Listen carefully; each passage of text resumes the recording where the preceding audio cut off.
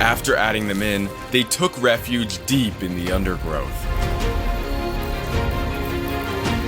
They explored the tank, looking for a safe place to hide.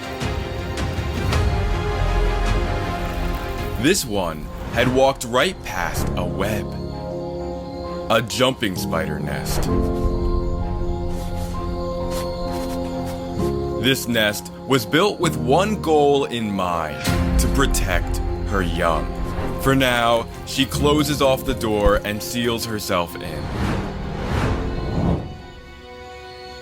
Meanwhile, the slug eggs were about to hatch. At this stage, they were completely transparent, and the babies were trying to find a way out. The first baby manages to break free, and soon the rest follow.